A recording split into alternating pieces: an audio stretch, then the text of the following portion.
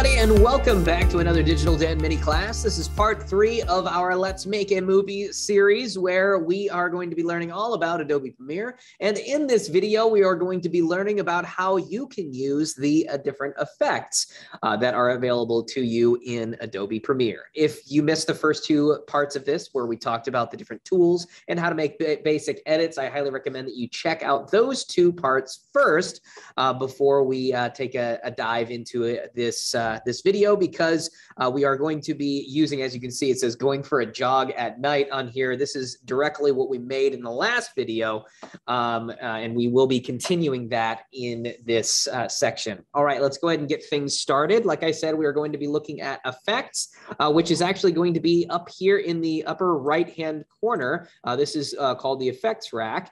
Where it's got all, let me move my picture. I'm not sure if that moves it for you or not, but these are all of the different effect options that you have up here, okay? So we've got video transitions. As you can see, I already had that open here. And these transitions are probably the most basic of the different effects.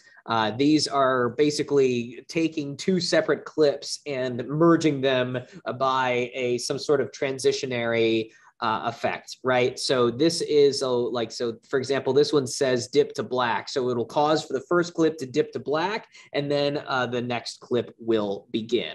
Okay, the same thing with the cross dissolve. It will fade out of one clip and fade into another, basically merging the different opacity levels to be able to make it so that the 2 seamlessly will blend together, right? So those are a couple of the different video transition options, but there are a bunch of different subfolders there. So if you'd like to be able to merge different clips, that is one way to be able to do that.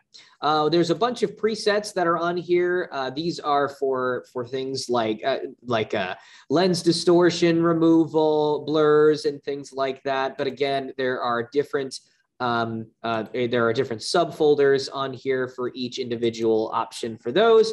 Luminetry presets, these are specifically related to the different lighting options that you have there. Audio effects are related to things like dynamics processing, adjusting the amplitude, compressing some of the audio, and things like that. I don't have a whole lot of experience in terms of like editing my audio in Adobe Premiere.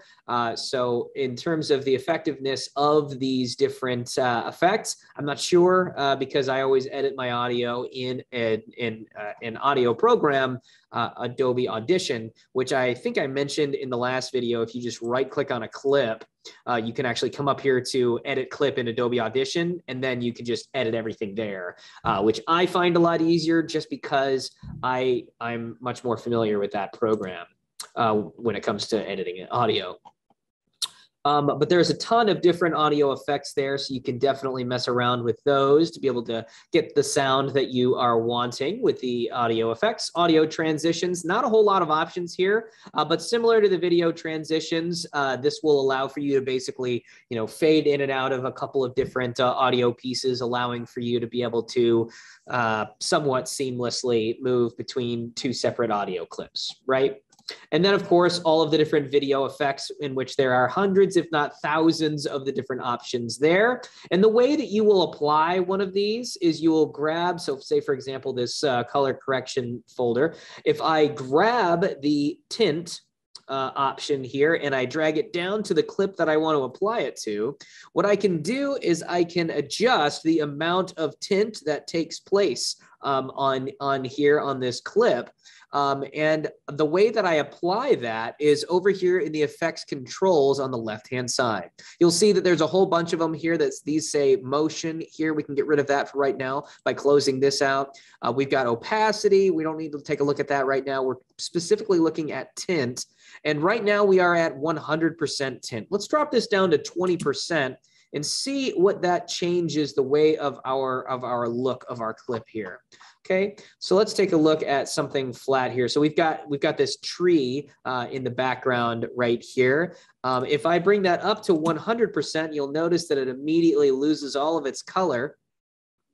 And if I bring it back down to that 20%, you can see a lot more of the color. And then of course at 0%, it's full color at that point. And that's just the tint effect. Now, I don't have time to be able to go through all of the different effect options here, but they all work essentially the same.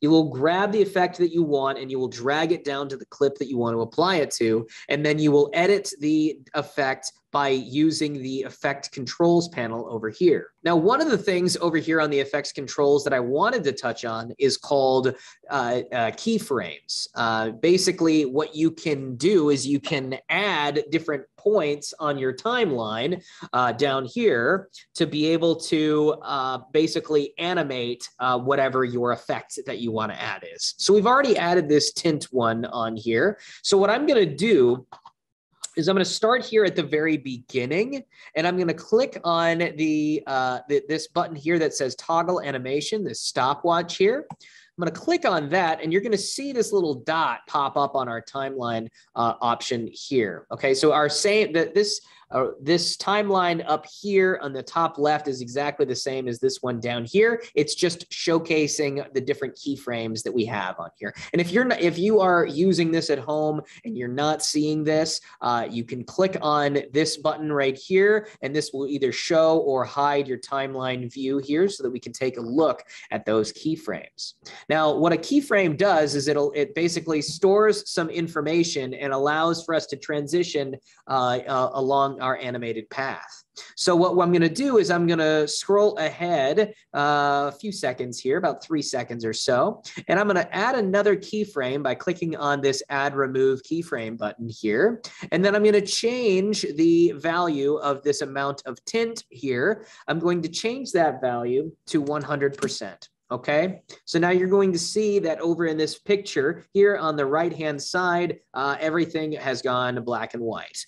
I'm going to jump ahead about another 3 seconds or so, right? And then I'm going to add another keyframe, and we're going to drop back down to 0% on our tint. Okay, so now if we look through this, basically, I'm going to go ahead and mute the audio so you can't hear that. But if I play, you'll see this person running through the forest. It gets black and white, and then it slowly fades back into color. Okay, you would see that better if I stretched it out a little bit more. So essentially, let me go ahead and separate these marks a little bit more so that we have some more time to really be able to view that. Okay, so I'm going to take a look at the very beginning here. You can see full color running around through here. As we get to the trees, things run out of color here, and then it gets back into full color as we get further into the scene. Okay, so that is adding keyframes, and I would like to show you how to do a couple of different pieces of animation, but I don't think that this clip that we're using is a great reference for that. So what I'm going to do is I'm going to create a new item like I showed you in the first video. I'm going to click and drag our title screen down here to this new item to be able to open up a new sequence. Okay, so now I'm going to use our zoom tool here, and I'm going to zoom in on our project there so we can get a good look on that. And then I am going to click on our clip here so that we can pull up the effects controls, and we're going to take a look at motion. Now, these are some of the different animation effects that I use all the time on making videos here for the Kokomo-Howard County Public Library. The two that I use the most are position and scale. So I wanted to show you how to use keyframes to be able to do some animation using these two functions. So the first one that I'm going to touch on is scale. It's pretty obvious, but I'll still go over it anyway. It starts out at 100% scale, and if I adjust that number to say 20%, you'll notice that the screen jumps down in size to about 20% of the full size. And the same thing would happen if I jumped up to 200%. It zooms way in on our project. So what we're going to do is we are going to click on this button right here that says Reset Parameter. That's going to bring us back to the standard 100%. And then I've already got a keyframe right here. I'm going to jump ahead to about midway through the project here, add another keyframe, and then I'm going to zoom in on that to about 200%. And then I'm going to jump over to the end and add another keyframe, and we are going to go back to 100%. I'm going to adjust this middle keyframe here so that it's a little bit closer to the center there. That'll work. And now, as we watch through this, this title screen here, you'll notice that it starts to zoom in, and then it starts to zoom back out on the text here. And now you could really notice that a lot more if I changed the value on this one here, on this keyframe, from the 200 that it was. Let me delete that keyframe there, add a new keyframe and change that value to about 500. Now we'll really notice how much it's zooming in quite a bit on that. So much so that it's going to make it so that we can barely, okay, well, I guess that fits the text perfectly. Actually, that looks pretty good. Oh, didn't even intend for it to look as good as it did. So yeah, so the zoom function works exactly like that. And then the position function works in a way to be able to move where we are looking at on the screen. So I can click on the toggle animation button, that stopwatch there. Then I can jump ahead to the midway point here, and I can adjust where the position of the frame is. So these two numbers here, this one reflects this number reflects the left and right values, and then this number reflects the up and down values. Okay, like the latitude, what is it, longitude and latitude? Yeah. So I'm going to adjust this so that we are way on the far left side of the frame, and I'm going to adjust this one so that we are way on the bottom of the frame, so that we're really looking at the bottom left corner. Then when I'm going to come over here to the last frame spot that we have on our other on our scale. And then once again, I'm going to add another keyframe, and I'm going to hit this reset parameter button to bring us back to where we were. So let's take a look and see what we did. As you can see, it's zooming into the bottom left corner, and then it is going to zoom back out to the center. So it looks like the text is flying in from the top right-hand corner. Okay.